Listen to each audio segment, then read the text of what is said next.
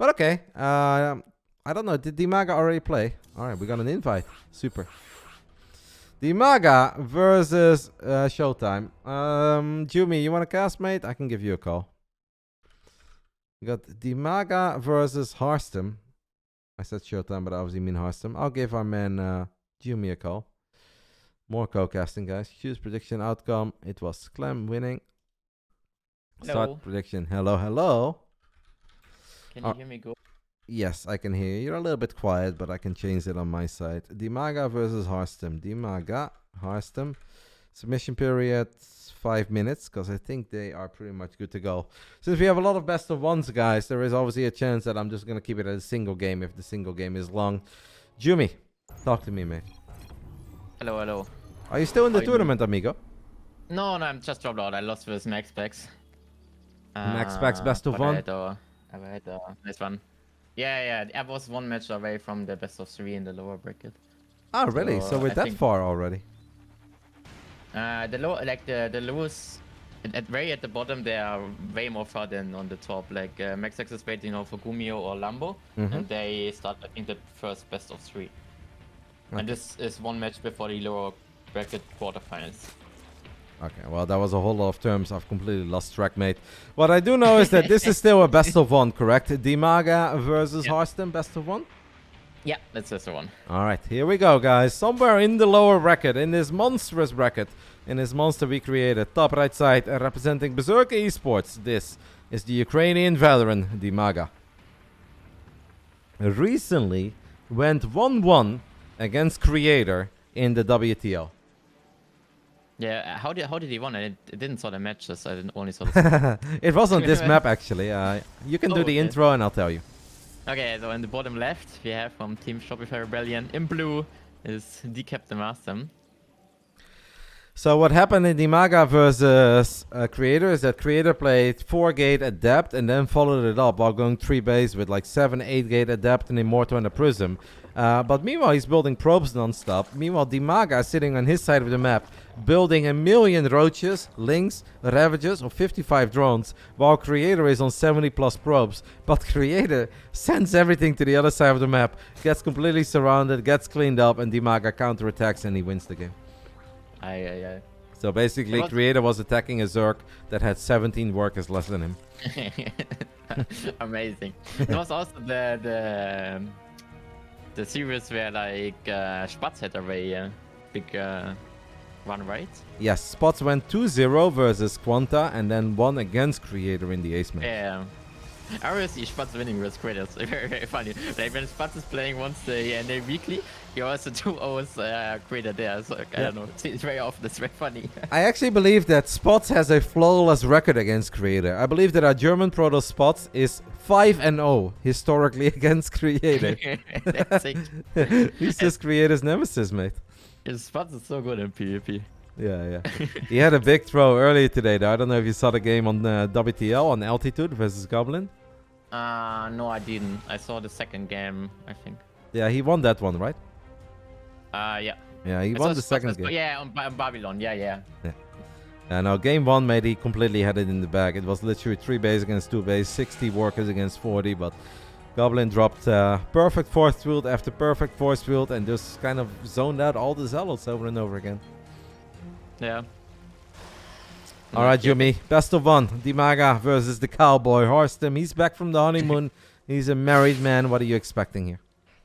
Probably expect Harstem to win, but he was in vacation, right? So I don't know how good he is back in form at the moment. I think he didn't play it. I know when he come back last few days, and I think he didn't play for like 3 weeks or something. I think he's been grinding though ever since he got back. Obviously, knowing Harstem, he's been making a YouTube video or 2 as well. But I already saw him live a couple of times, and I think he's played like a solid 50 to 100 games at this point since he came back. So I think we're getting there. He's probably not feeling in top tier shape yet, but the man from the Shopify Rebellion, I think, is getting back to speed.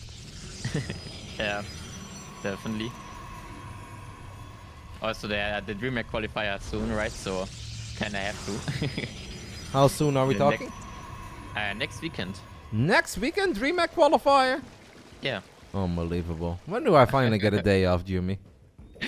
a good question. That on Monday and not Friday. And that would be Friday, Saturday, and Sunday, right? Yeah, exactly. Like close qualifier, they changed it a bit. Like the qualifiers for the close qualifier are now Friday and Saturday instead of I think it was before like Tuesday and Saturday or something. And they make it closer to each other. And yeah, Sunday is the close qualifier. And yeah. Go. All right, we've got double Oracle floating around here for our man Harstem, who's playing under the Cowboy, obviously. That's a lot of damage to take on an Oracle without getting a single drone. Maybe still a little rough around the edges when it comes to the Oracle Micro since coming back. DIMAGA is making a lot of links and +1 melee. Yeah, they are. I mean, a lot of Zergs like to go for that opening. I think it's very decent versus Blinkstalker play, right? So maybe Harstem's going for that. I don't know. He's going for an earlier robo, so maybe not. I feel like always you want to skip the robo a bit when you play Blinkstalker. We see, yeah, charges it. So no Blinkstalker. +1 and Zealot. Obviously, it's important for DIMAGA to pick up on this and either drop a Roach Warren or drop a Baning Nest, because with only Lings, you're going to have a very hard time dealing with Zealots with +1 and charge. Especially because there's a pretty quick Templar Archives behind all of this, though. DIMAGA's economy is not looking anywhere near as pretty as it should be. And he hasn't even lost a lot of drones. He's only lost 51. 2 drones. Yeah. How is that possible that he has 50? He should be like on 66 or something already. Feel like. And he also didn't make that many links, right? That's very, very weird. Maybe it was like Supply Block or Mr. Inject. That's very weird to see. Yeah, 7 queens. He does have 45 links out right now, so I think we can say that that is a reasonable amount of links, but it would have probably been better for DIMAGA to make a couple of extra drones early and then make all these Zerg links. Especially because Harstem's setup is honestly very good against links. Now DIMAGA goes into droning. But yeah, this is after we already made over 50 Zerglings in this game. And it's really...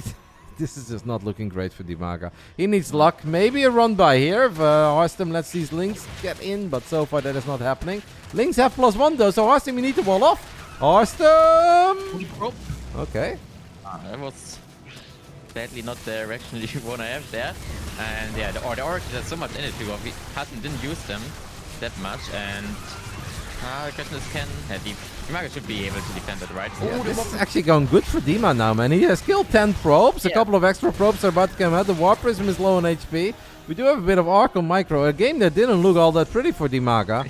Now suddenly looks a little bit better, but he does need to start spending his money because he's sitting on a lot of resources. He just made 26 more links. He's still sitting on 57 drones.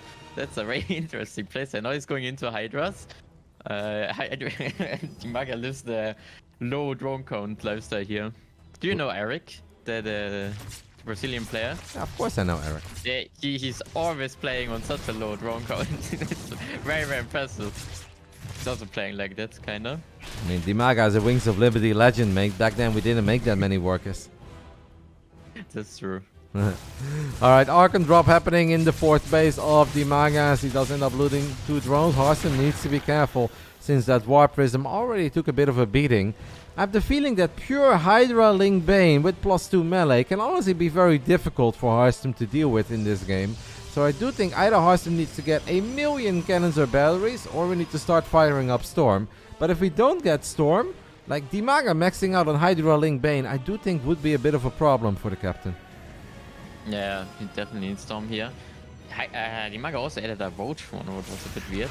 It's like 8 minutes finished now. Yeah, you know, some 2 sides aggression. Feisty Zerglings with +1. Not a lot of energy on that Oracle, and Harstem cancels the Nexus. So now both of them are floating some money. We do have a tiny warp in of 2 Zealots, and we obviously have the 2 Archons already in the main base. But DIMAGA now fires up 15 Roaches. So is Roach, Ling, Ravager Bane, and a little bit of everything? Yeah, it does not even have Roach speed, so I'm not sure what you're gonna do with them. They're very interesting. Ravagers, I guess, right? Yeah, probably. Also something in the natural of Harstem is happening. Yeah, the Lynx, obviously there's no shield battery. We saw that earlier with the Stalker dying, so now the Lynx just try their luck one more time. Harstem is a 3-base Protoss as he's now taking the 4th base in the center of the map. Jumi? I think we have joined a little bit of a clown fiesta best of one here. I think this is the worst full base you can take, or am I wrong? I feel like this is very hard to defend.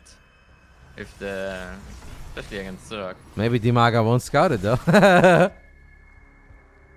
Like DIMAGA has vision of the bottom side of the map. He's got vision of the 9 o'clock base with that Overlord and Lynx that are running in there. Maybe Harstem feels he can just get that base up without DIMAGA being aware. Maybe. He's also going Disruptor now. Very interesting. I think Disruptor are good against Vogue, Hydra and stuff, but they're not that good against Link Bane. So we'll see how this is gonna work out. I mean, he also has a lot of Archons. So. Yeah, but I think like Hydra Roach even is very good against Archons, right? Obviously the Disruptors are a problem, but like if DIMAGA would have had 20 plus Hydras, I feel like his army would be god tier against Harstem's army at the moment. Obviously Hydras have range, Archons do not. This game is just a little bit all over the place. I think DIMAGA has Hive now, so if he gets Viper out, gonna be very, very good for him. Oh! Oh my god. Oh, can also kill Disruptor like that, don't even need the Vipers. Yeah. Like, sure, we could get some Vipers out, but Vipers not needed here as Harstem ends up losing these two Disruptors without landing a single Nova. He is warping in a couple of units in the main base. We have another Disruptor on the production tab as 5 Zealots are going to town on that Queen. That is a lot of Archons, but Archons do not deal well with Hydras, especially not on creep without any Colossus or Disruptors or Storm. And we can really see that Harstem's army is struggling here. And DIMAGA could honestly be off to a pretty magical run, but he's not there yet. He needs to avoid the ball, and he doesn't avoid the ball. That's a big loss. Yeah, but does it matter? Can he just... Yes, of course. Nah, he can. Mate, he just lost 28 supply to a ball. Yes, it matters, Yumi. It matters, okay. Obviously, like, I understand what you're saying, because maybe if DIMAGA would have been able to spend all of his money throughout this game, and 2,000 minerals are in the mix there, and 1,000 gas, and then maybe we have some 1-2 run by in the natural, maybe then it wouldn't have mattered, but given how much money we were floating, that ball absolutely mattered. Rainer is in the chat making fun of you. I didn't mean it like that. Lost 70 supply, but does it matter? It's okay, Jumi. I know what you meant. I know what you meant. I think if that Zerg definitely got back into the game.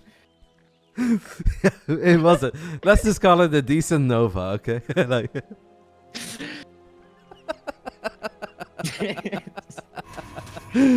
Alright, back to this game, because it's a bit of a clown fiesta. And since Harstem has +3, but we don't have Blink Stalkers.